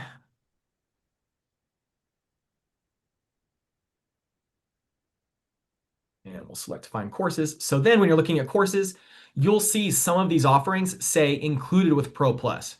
So that just means that you already paid $99.99 for the account subscription and the courses. So you're not going to have to pay $29. It's included in the price. Same goes for this one, same goes for this one, etc.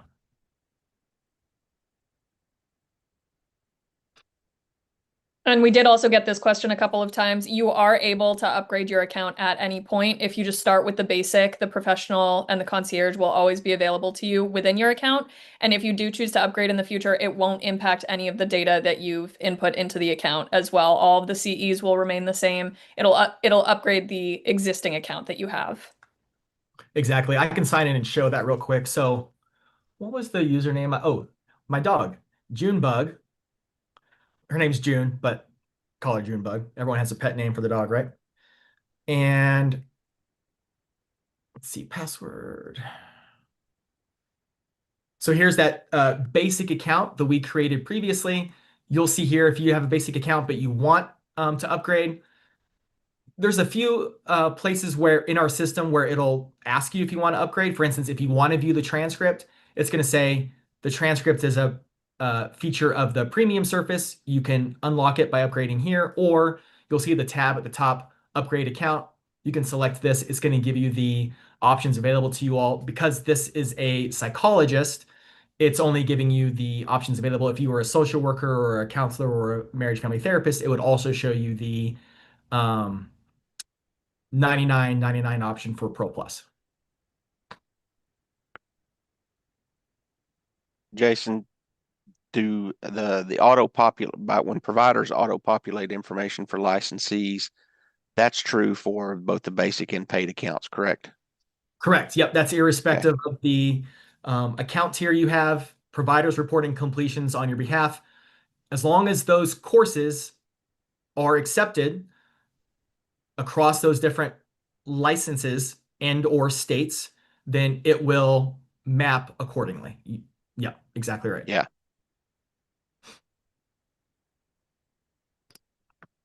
Once again, several questions about, sorry, Kenya. No, you're Um, good. Go ahead.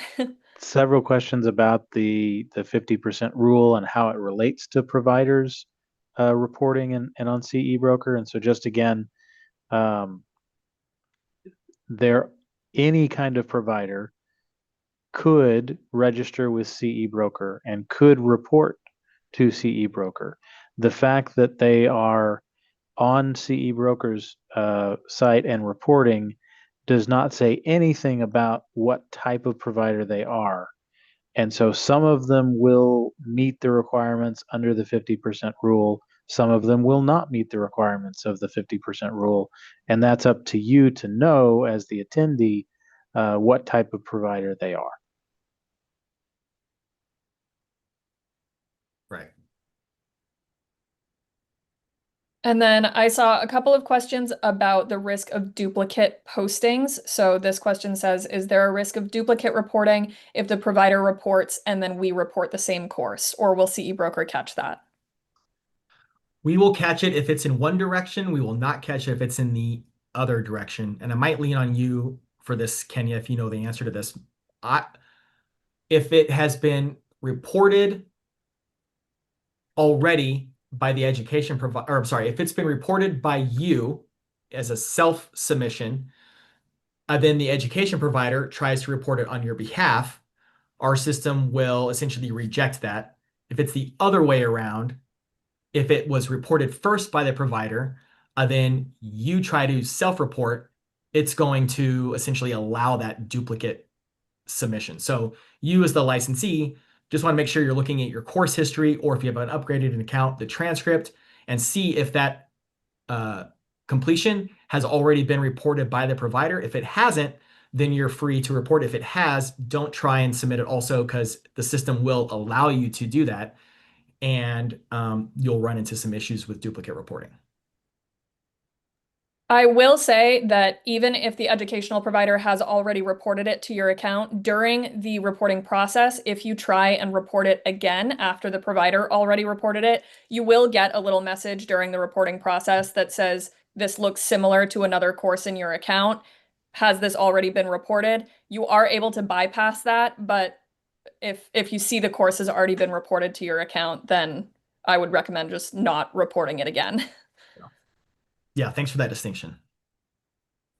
Jason, when reporting a course, if an individual doesn't have the certificate yet, it hasn't been emailed to them, do they need to wait before they make the entry into CE Broker until they actually have the proof of documentation to upload, or can they come in later, edit that, and add the attachment later?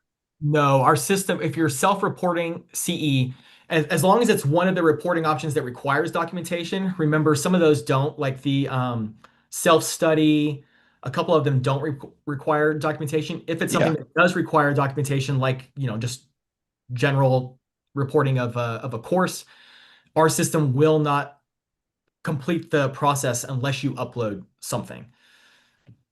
Okay. Yep. Jason, you probably already, I think you already covered this, but just in case again, if people are interested in learning about the other states that CE Broker has licenses with, or the course provider, uh, where do they go to search for the state licenses and the courses? That is a great question. So, a couple things. One, they can look in the course search and see if there is uh, courses populated for a respective state and a respective profession in those states. Or in the sign up flow, how you select Texas or Louisiana or Oklahoma, whatever the case may be. If it's a state um, that we already work with, it's going to essentially allow you to kind of carry through with that flow. If it's not a state that we work with yet, it's going to say CE Broker is not yet in the state. Please contact your board to encourage them to utilize this platform. Or I can't remember exactly what the messaging is, but it's something along those lines. Kenya, do you know if there's a list somewhere on our, I don't think there is like a comprehensive list on our site anywhere that shows it. We don't currently have a list. The best way to find out if your license is tracked is to attempt to register for an account. And if you don't see your profession listed with your state, that means that it's not available through CE Broker. Right. Yeah, but just because that question came up, let me just jump back over. I can review that. I can revisit that slide I showed previously. So these are the other mental behavioral health regulating entities across the country that we currently work with. Some of these are independent, autonomous agencies. Some of them are composite boards like BHEC. Some of them are part of an umbrella department like Louisiana's Department of Labor Licensing Regulation or Michigan's Department of Licensing and Regulatory Affairs. Regardless, these are the other, like I said, mental behavioral health boards that we currently work with.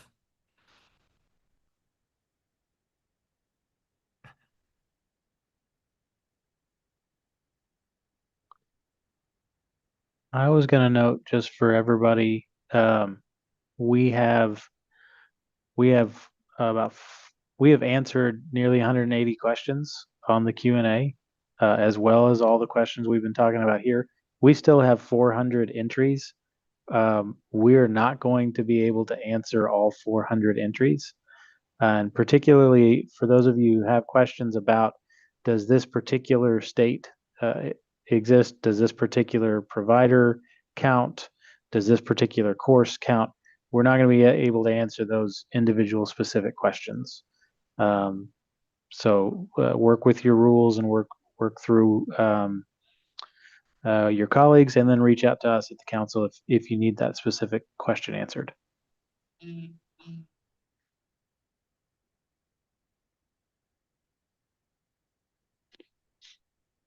What other general questions are there that we can answer? We have a little bit of time left. We don't have to use all of it, but to the extent that we can. Yeah. I think So you touched on this a little bit earlier as well, but I do still see a few questions coming in about the manual calculation in a basic account. So this one says, if we stay with the basic account, how will we know if our extra CEUs are being successfully rolled over to the next renewal period? Is there a way to verify that with a basic account? There's not a way to verify it with the basic account other than just looking at your course history, knowing what you have reported, and kind of what the balance is. When you renew your license and we get a new set of data from the board with your new cycle, then those hours in your course history that you reported for the previous cycle, they will tabulate and count towards your, in that case, current cycle. But no, to explicitly answer the question, there's not a great way to visualize that. That's where a benefit of the upgraded paid account would come in because that would be displayed on the transcript. And I think this question would probably be for Daryl and Robert. Somebody asked, can we email BHEC to verify a CEU prior to uploading to confirm placement of a CEU? Do you want licensees reaching out to you guys to verify if a CEU can be used toward renewal? no, we don't. We do not pre-approve your CEs, and that's again that is in our CE rule. And the reason being is because there are 92,000 of you, and we simply cannot do that. We count on all of you to be familiar with the rule and to assess whether or not the continuing education course that you have selected meets the requirements of the rule. The ones that we check are the ones that are audited. Now, if you're, I don't want to say we have never done it in the past because that's not true, but I simply do not want to encourage people to start submitting all their coursework to us to make sure that it is acceptable or pre-approved before you submit it because that becomes completely unworkable. And that's why the rule is written that way, that we do not pre-approve.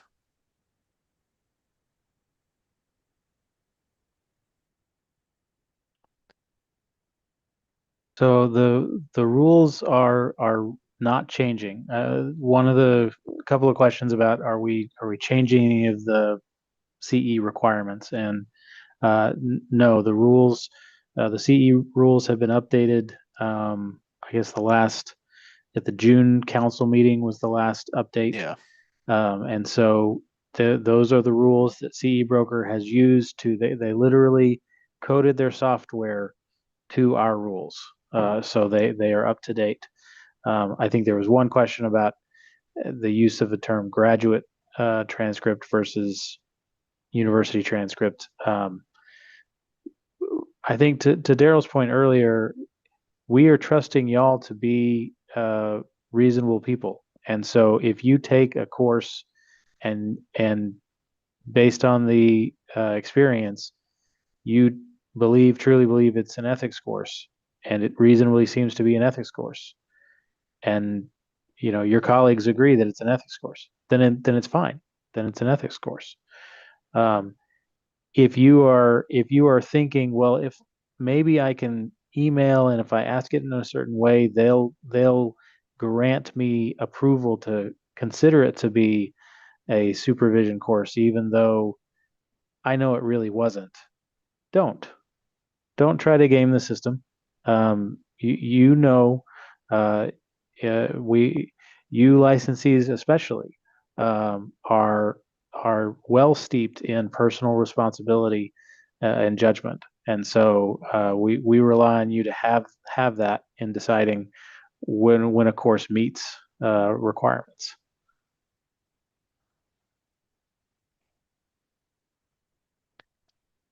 We got a question here. Someone's asking if we submit a certificate that doesn't qualify, will it kick it back to you before your renewal date? Let's say you were not sure that an organization was giving LCSWs CEUs and they give them to LPCs only. No, the system will not kick it back because the system is not, when you upload something, it is not using AI, or there's nobody at CE Broker that is looking at what you upload to determine, oh, that's actually a picture of their cat, not of a continuing education certificate. Again, this goes back to what Robert said. There has to be an inherent level of professionalism and trust that we put in all of you. And quite frankly, I mean, a lot of you have shown y'all are very well behaved professions. So this is not, I would say, this is not a high risk proposition putting this much trust in you. But there is a certain degree of trust that we have to have with you, that you are going to be honest in what you upload. For those that are dishonest or that want to game the system and you get caught in an audit, there will be consequences for that. So just be aware, if you want to play that game, I'm not, and you get caught, there will be consequences, and more than likely they will be rather severe. So take that with a grain of salt, because 99.9% of you will never even see the light of day of a disciplinary action, thank goodness. But for those of you that want to walk on the line and kind of live the outlaw lifestyle, I don't recommend it. But anyway. That actually, now that you mentioned that, Daryl, one thing that I didn't show is, that's an additional kind of nod to trying to take courses from education providers that are reporting into the system, because it's an additional level of essentially, assurance that reporting is true and accurate. It's coming from the primary source, the education provider. One thing to note,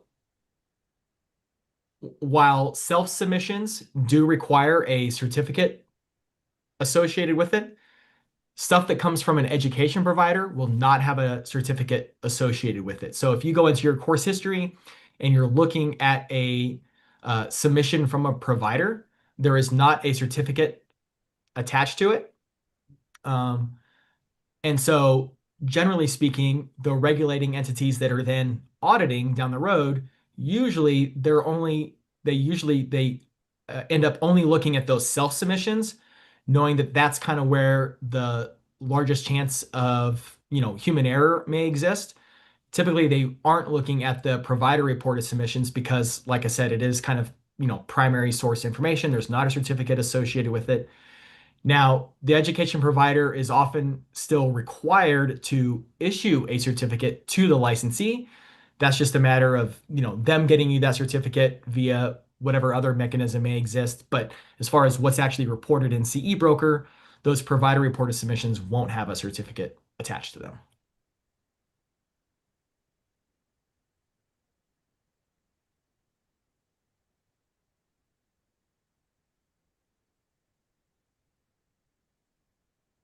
Another question we had is, let's see, if I would like to roll over 10 CEUs but only have a basic account, should I contact the board or CE broker if the rollover is not successful?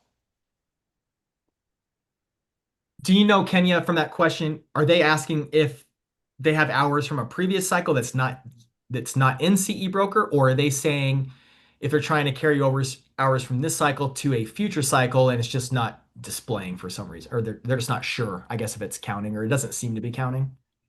I would say the second. I'm not 100% sure, but I would say the second example of what you said. I would say if you feel that you are complete or you should be complete in your CE broker account and you see that you're not, reach out to CE broker support first to make sure that everything in your account is working correctly. If anything needs to change or if there's a system issue or anything like that, our support center will be able to figure that out really quickly and be able to correct that without having to bother the board or anything like that. So if you have any questions or you feel like something is wrong in your account, definitely reach out to CE broker and we'll make sure it's not a technical issue before it needs to be escalated. Yeah, perfect. We just have about 4 minutes left in this scheduled webinar. If there are any other questions, now's the time.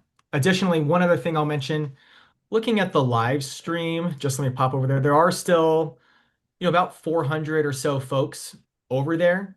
I mentioned this at the top of the webinar. If you would like to participate in the webinar and have your, questions submitted and potentially answered, there are two additional webinar opportunities coming up. October, one is October, one is in December. I think is it October 27th or sorry, what's the October date? Do you guys have that in front of you? 29th. October 29th and December 10th, I think. Yes, that's right. Yep. And the Robert just sent out an email to everybody this morning on our listserv, so check your email on that. You should have got an email from us. Perfect. And then I saw this question in the chat previously, and this was mentioned at the top, but this webinar is being recorded. It'll be hosted on CE Broker's YouTube page. We'll figure out with the board, either they can just link to the recording there, or if they decide that they want to actually host the webinar recording on their site, they may end up doing that as well. We'll figure that out, but you will have access to this full 2-hour webinar after the fact.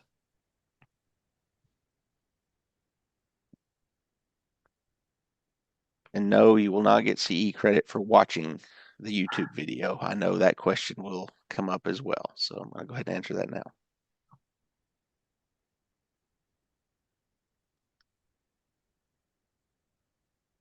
Jason, a good sort of closing question I just saw is at the end of the day, when one of our licensees decides to retire and take a well-earned break, will their account and all of the documents they've uploaded still be available on CE Broker? They will still be available, yes.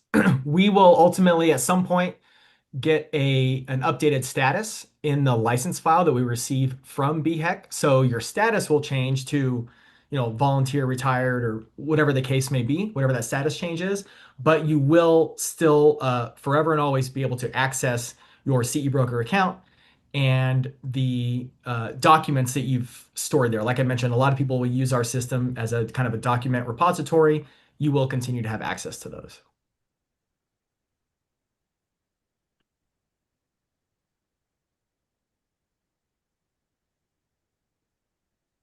I think a great way to look at it in a way that we always explain it in the support center is that CE Broker is like a big filing cabinet that you can add all of your CEs to, and then BHEC can access those CEs when they need them. So it's really a great storage device for any CEs and certificates that you have and you want to keep track of all in one place.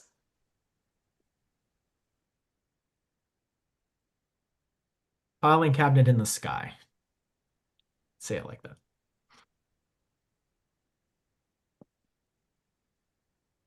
Well, I don't have anything else. I'm still answering a few questions here, but Yeah, I think scrolling through, we've hit pretty much all the topic questions that I'm seeing. Again, if you have an individual question about your account or states or providers, that'll have to be a different way. If you feel like your question was a general question and you didn't hear the answer, I would recommend you go back and listen to the webinar, because I believe we have hit pretty much all the topics that I'm seeing. And again, the recording will be available, and we will send out the slide deck as well.